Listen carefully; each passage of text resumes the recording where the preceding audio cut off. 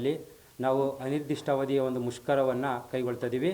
ಕಾರಣ ಏನು ಅಂದರೆ 2018ರ ಒಂದು UGC ನಿಯಮದಿಂದ ಇವತ್ತು 10, 15, 20, 25 ವರ್ಷ ಸೇವೆ ಸಲ್ಲಿಸಿದಂಥವ್ರನ್ನ UGC ಮಾನದಂಡವನ್ನು ಮುಂದಿಟ್ಟುಕೊಂಡು ಇವತ್ತು ನಮ್ಮನ್ನು 6600 ಜನರನ್ನು ಅವರು ಸೇವೆಯಿಂದ ಕೈಬಿಟ್ಟಿದ್ದಾರೆ.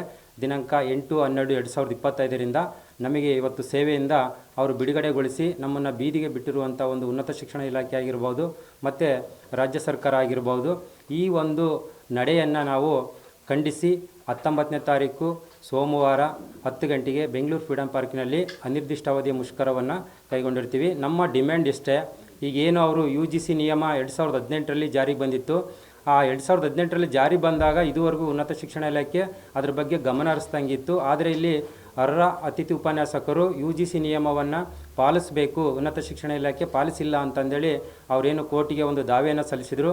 ಕೋರ್ಟು ಕೂಡ ಒಂದು ಡೈರೆಕ್ಷನನ್ನು ಕೊಡ್ತು. ಆ ಪ್ರಕಾರ ಅವರು ನಮ್ಮನ್ನು ಯಾವುದೇ ರಕ್ಷಣೆಯನ್ನೇ ಮಾಡ್ದಂಗೆ ಉನ್ನತ ಶಿಕ್ಷಣ ಇಲಾಖೆಯು ಈಗ ಇದುವರೆಗೂ ಅವರಿಗೆ ಯಾವುದೇ ಕಾನೂನುಗಳನ್ನು ಅಥವಾ ನ್ಯಾಯಾಲಯದಿಂದ ಆದೇಶಗಳು ಕೂಡ ಹೋದರೆ ನಮ್ಮ ಪರವಾಗಿ ಅವು ಯಾವನ್ನೂ ಕೂಡ ಅವರು ಸ್ವೀಕಾರ ಮಾಡದಿರೋಂಥ ಉನ್ನತ ಶಿಕ್ಷಣ ಇಲಾಖೆ ಕೇವಲ ಅತಿಥಿ ಉಪನ್ಯಾಸಕರ ಒಂದು ಮಾನದಂಡದ ಬಗ್ಗೆ ಅವರು ಕೋರ್ಟ್ ಒಂದು ದಾವೆ ಏನು ಸಲ್ಲಿಸಿದ್ರು, ಆ ದಾವೆಗೆ ಅವರು ಪುಷ್ಟಿ ಕೊಟ್ಟಂಗೆ ಅವರ ಒಂದು ಪರವಾಗಿ ನಡ್ಕೊಂಡು ಇವತ್ತು 6600 ಜನ ದೀರ್ಘಕಾಲ ಸೇವೆ ಸಲ್ಲಿಸಿದಂಥವ್ರನ್ನ ಹೊರಗೆ ಬಿಟ್ಟು ಇವತ್ತು ನಮ್ಮ ಕುಟುಂಬಗಳನ್ನು ಬೀದಿಗೆ ಬಿಟ್ಟಿದ್ದಾರೆ. ಇವತ್ತು 10, 20, 15 ವರ್ಷಗಳ ಕಾಲ ಸೇವೆ ಸಲ್ಲಿಸಿದಂಥವರು ವಯೋಮಾನ ಅಥವಾ ವಯೋಮಿತಿಯನ್ನು ಮೀರಿದಂಥವ್ರು ಇರ್ತಾರೆ. ಇತರ ಕಡೆ ನಮಗೆಲ್ಲೂ ಕೂಡ ಕೆಲಸ ಸಿಗ್ತಾ ಇಲ್ಲ. ಹಾಗಾಗಿ ಸರ್ಕಾರ ಇದನ್ನ ಗಂಭೀರವಾಗಿ ಪರಿಗಣಿಸಿ ನಮ್ಮನ್ನು ತತ್ಕ್ಷಣವಾಗಿ ನಮ್ಮನ್ನು ಏನು ಆ ಮೂಲ ಇಲಾಖೆಯಲ್ಲಿ ಒಂದು ಕಾರ್ಯವನ್ನು ನಿರ್ವಹಿಸ್ತಾ ಇದ್ವಿ ಅದೇ ಇಲಾಖೆಗೆ ಅವರು ವಿಲೀನವನ್ನು ಮಾಡ್ಕೋಬೇಕು. ಜೊತೆಗೆ ನಮಗೆ 60 ವರ್ಷಗಳ ಕಾಲ ಒಂದು ಸೇವೆ ಸಲ್ಲಿಸಲಿಕ್ಕೆ ಒಂದು ಸೇವಾ ಭದ್ರತೆಯನ್ನು ಒದಗಿಸ್ಕೊಡ್ಬೇಕು. ಜೊತೆಗೆ ಈಗೇನು ಡಿಸೆಂಬರ್ 8ನೇ ತಾರೀಕಿಂದ ನಮ್ಮನ್ನು ರಿಲೀವ್ ಮಾಡಿದ್ದಾರೆ, ಆ ಡಿಸೆಂಬರ್ 8ನೇ ತಾರೀಕಿಂದನೂ ಕೂಡ ನಮಗೆ ಸೇವೆಗೆ ಅವ್ರು ಯಾವಾಗ ತೆಗೆದುಕೊಳ್ತಾರೋ ಒಂದು ಕಾನೂನು ವಿಶೇಷವಾದಂಥ ಒಂದು ನಿಯಮಾವಳಿಯನ್ನು ರೂಪಿಸಿ ಅಲ್ಲಿಯವರು ಕೂಡ ನಮಗೆ ಗೌರವಧನವನ್ನು ಅವರು ಯಥಾವತ್ತಾಗಿ ನಮಗೆ ನೀಡಬೇಕು ಅಂತಂದೇಳಿ ನಾನು ರಾಜ್ಯ ಸರ್ಕಾರಕ್ಕೆ ಒತ್ತಾಯಿಸ್ತೀನಿ. ಹಾಗೆ ಉನ್ನತ ಶಿಕ್ಷಣ ಸಚಿವರಾಗಿರ್ಬೋದು, ಕಾನೂನು ಸಚಿವರಾಗಿರ್ಬೋದು, ಹಾಗೆ ಮುಖ್ಯಮಂತ್ರಿಗಳಾಗಿರ್ಬೋದು, ಇವರೆಲ್ಲರೂ ಕೂಡ ಬೆಳಗಾಮಲ್ಲಿ ಡಿಸೆಂಬರ್ 12ನೇ ತಾರೀಕು ಒಂದು ದೊಡ್ಡ ಮಟ್ಟದ ಒಂದು ಏನು ಹೋರಾಟವನ್ನು ಹಮ್ಮಿಕೊಂಡಿದ್ವಿ. ಆ ಹೋರಾಟದಲ್ಲಿ ಕೂಡ ಬೆಳಗಾಂ DC ಅವರ ಒಂದು ನೇತೃತ್ವದಲ್ಲಿ ಮತ್ತು ಮಾನ್ಯ ಕಮಿಷನರ ಒಂದು ನೇತೃತ್ವದಲ್ಲಿ ಆ ಹೋರಾಟಕ್ಕೆ ಬಂದು ಅಲ್ಲಿ ನಿಮಗೆ ಆದಷ್ಟು ಬೇಗ ನಿಮಗೆ ಒಂದು ಒಳ್ಳೆಯ ಸುದ್ದಿಯನ್ನು ಕೊಡ್ತೀವಿ, ಯಾರನ್ನೂ ಕೈ ಬಿಡಲ್ಲ, ಆದಷ್ಟು ನಮಗೆ ಒಂದಿಷ್ಟು ಸಮಯ ಬೇಕು, ನೀವು ಅಲ್ಲಿಯವರೆಗೆ ತಾಳ್ಮೆಯಿಂದಿರಿ ಅಂತಂದೇಳಿ ನಮಗೆ ಒಂದಿಷ್ಟು ಸಮಜಾಯಿಷಿಯನ್ನು ನೀಡಿ ನಮ್ಮ ಹೋರಾಟವನ್ನು ಅವತ್ತು ಮೊಟಕುಗೊಳಿಸಿ ವಾಪಸ್ ಕಳಿಸಿದರು. 12ನೇ ತಾರೀಕು ಅವ್ರು ಏನು ಮಾತನ್ನು ಕೊಟ್ಟರೋ ಇದುವರೆಗೂ ಕೂಡ ಯಾವುದೇ ಥರದ ಒಂದು ಸಿಹಿ ಸುದ್ದಿನಿಲ್ಲ, ಶುಭ ಸುದ್ದಿನೂ ಇಲ್ಲ. ಮತ್ತು ನಮಗೆ ಒಂದು ಪರ್ಯಾಯ ವ್ಯವಸ್ಥೆಯನ್ನು ಮಾಡ್ತೀವಿ ಅಂತೇಳಿ ಯಾವ ಒಂದು ಪ್ರತಿನಿಧಿಗಳಾಗಿರ್ಬೋದು ಅಥವಾ ಸರ್ಕಾರದ ಒಂದು ಅಧಿಕಾರಿಗಳಾಗಿರ್ಬೋದು ಅಥವಾ ರಾಜಕೀಯ ವ್ಯಕ್ತಿಗಳಾಗಿರ್ಬೋದು ಯಾರು ಕೂಡ 6600 ಜನ ಬೀದಿಗೆ ಬಿದ್ದಿರೋ ಬಗ್ಗೆ ಅವರೆಲ್ಲೂ ಕೂಡ ಒಂದು ಮೀಡಿಯಾದ ಮುಂದೆ ಬಂದು ನಮ್ಮನ್ನು ರಕ್ಷಣೆಯನ್ನು ಮಾಡ್ತೀವಿ, ಪರ್ಯಾಯ ವ್ಯವಸ್ಥೆಯನ್ನು ಮಾಡ್ತೀವಿ ಅಂತಂದು ಎಲ್ಲೂ ಕೂಡ ಮಾಹಿತಿಯನ್ನು ಕೊಟ್ಟಿಲ್ಲ. ಹಾಗಾಗಿ ನಮಗೆ ಆತಂಕ ಆಗ್ತಿದೆ. ಈಗ 1 ತಿಂಗಳಿಂದ ನಾವು ನಿರುದ್ಯೋಗಿಯಾಗಿದ್ದೀವಿ. ನಮ್ಮ ಕುಟುಂಬಗಳನ್ನು ನಿರ್ವಹಣೆ ಮಾಡೋದಂತೂ ತುಂಬ ಕಷ್ಟ ಆಗ್ತದೆ.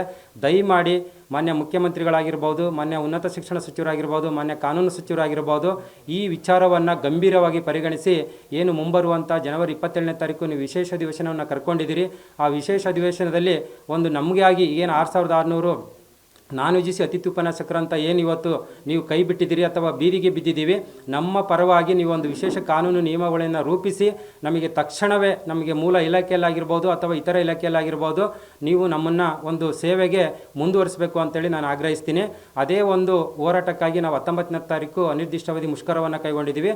ಜೊತೆಗೆ ಈಗೇನು 2003ರಲ್ಲಿ ಒಂದು JOC ಮಾದರಿಯಲ್ಲಿ ಅವತ್ತೇನು ಕೋರ್ಸನ್ನು ಬ್ಯಾನ್ ಮಾಡಿದರು, ಆ ಕೋರ್ಸ್ ಬ್ಯಾನ್ ಮಾಡಿದಾಗ ಅಲ್ಲೇನು ಕೆಲಸ ಮಾಡುವಂಥ ಒಂದು ನೌಕರರನ್ನು ಅವರು ತತ್ಕ್ಷಣವಾಗಿ ಆ ದಿನಕ್ಕೆ ಅಲ್ಲಿ ಒಂದು ಇತರ ಇಲಾಖೆಯಲ್ಲಿ ವಿಲೀನ ಮಾಡಬೇಕು ಅಂತಂದೇಳಿ ಒಂದು ನಿರ್ಧಾರವನ್ನು ಕೈಗೊಂಡರು. ಅದೇ ರೀತಿಯಾಗಿ ಇವತ್ತು ನಾವು ಡಿಸೆಂಬರ್ 8ನೇ ತಾರೀಕಿಂದ ನಾವು ಇವತ್ತು 6600 ಜನ ಹೊರಗೆ ಬಿದ್ದಿದ್ದೀವಿ. ಆ ಥರದ ಒಂದು ನಿರ್ಧಾರವನ್ನು ತೆಗೆದುಕೊಂಡಿಲ್ಲ. ರಾಜ್ಯ ಸರ್ಕಾರ ಇವತ್ತೇನು ಯುವ ನಿಧಿ ಅಂತಂದೇಳಿ ಈಗ ತಾನೇ ಒಂದು ಪದವಿಯನ್ನು ಮುಗಿಸಿದಂಥ ಯುವಕರಿಗೆ ನಿರುದ್ಯೋಗ ಭತ್ಯೆ ಅಂತಂದೇಳಿ ತಿಂಗಳಿಗೆ 3000ವನ್ನು ಅವರಿಗೆ ಕನಿಷ್ಠ 2 ವರ್ಷಗಳ ಕಾಲ ಕೊಡ್ತಾ ಇದೆ. ಅಲ್ಲಿ ಉದ್ಯೋಗವನ್ನು ಪಡ್ಕೊಳ್ಳೋರಿಗೆ ಅಥವಾ ಉದ್ಯೋಗವನ್ನು ಹುಡುಕೊಳ್ಳೋರಿಗೆ ದುಡ್ಡು ಕೊಡ್ತಾ ಇದೆ ಅಥವಾ ಗೌರವಧನ ಅಂತ ಕೊಡ್ತಾ ಇದೆ. ಇವತ್ತು ಉದ್ಯೋಗವನ್ನು ಮಾಡುವಂಥವ್ರನ್ನ ಕೆಲಸದಿಂದ ತೆಗೆದು ನಿರುದ್ಯೋಗಿಗಳನ್ನಾಗಿ ಮಾಡಿದೆ. ಇವತ್ತು ಕಾಂಗ್ರೆಸ್ ಸರ್ಕಾರ, ನಮ್ಮ ಸರ್ಕಾರ ನುಡಿದಂತೆ ನಡೀತದೆ, ನಾವು ಎಲ್ಲರಿಗೂ ಉದ್ಯೋಗ ಕೊಡ್ತೀವಿ, ಎಲ್ಲರಿಗೂ ಒಂದು ಸೌಕರ್ಯಗಳನ್ನು ಕೊಡ್ತೀವಿ ಅಂತಂದೇಳಿ ಇವತ್ತೇನು ಹೆಸರೆಳ್ಕೊಂಡು ಆಡಳಿತವನ್ನು ಮಾಡ್ತಾ ಇದೆ.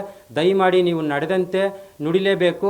ಆಗಲೇ ಈಗೇನು 6600 ಜನರ ನೀವು ಖಂಡಿತವಾಗೂ ನೀವು ತತ್ಕ್ಷಣವಾಗಿ ನಾವು ಇತರ ಇಲಾಖೆಯಲ್ಲಾಗಿರ್ಬೋದು ಅಥವಾ ಅದೇ ಇಲಾಖೆಯಲ್ಲಾಗಿರ್ಬೋದು ನಮ್ಮನ್ನು ಒಂದು ವಿಲೀನ ಮಾಡಿ ಸೇವೆಯನ್ನು ಮಾಡಲಿಕ್ಕೆ ನೀವು ಅವಕಾಶ ಮಾಡಿಕೊಡ್ಬೇಕು. ಒಂದು ವೇಳೆ ನೀವು ಈ ಒಂದು 6600 ಜನರ ಒಂದು ಸಮಸ್ಯೆಯನ್ನು ನೀವು ಗಂಭೀರವಾಗಿ ಪರಿಗಣಿಸದೇ ಇದ್ದಲ್ಲಿ ನಾವು ಅದೇ ಫ್ರೀಡಮ್ ಪಾರ್ಕಲ್ಲಿ ದಯಾಮರಣಕ್ಕೆ ಒತ್ತಾಯಿಸಬೇಕಾಗುತ್ತೆ. ನಾವು ನಮ್ಮ ಒಂದು ನೀವು ಯಾವ ರೀತಿ ಬೇಕಾದರೂ ನೀವು ಕಾನೂನು ರೀತಿ ಕ್ರಮ ಕೈಗೊಳ್ಳಬಹುದು. ನಾವು ಹೋರಾಟ ಅಂತರೂ ಉಗ್ರವಾದಂಥ ಒಂದು ಹೋರಾಟವನ್ನು ಮಾಡಿ ನಮ್ಮ ನ್ಯಾಯವನ್ನು ಪಡ್ಕೊಳ್ಳಿಕ್ಕೆ ನಾವು ಸಿದ್ಧವಾಗಿದ್ದೀವಿ ಅಂತಂದೇಳಿ ಇವತ್ತು 6600 ಏನು ನಾನ್ UGC ಅತಿಥಿತ್ವ ಉಪನ್ಯಾಸಕರ ಪರವಾಗಿ ಇವತ್ತು ನಾನು ಒಂದು ಕರೆಯನ್ನು ಕೊಡ್ತಾ ಇದ್ದೀನಿ.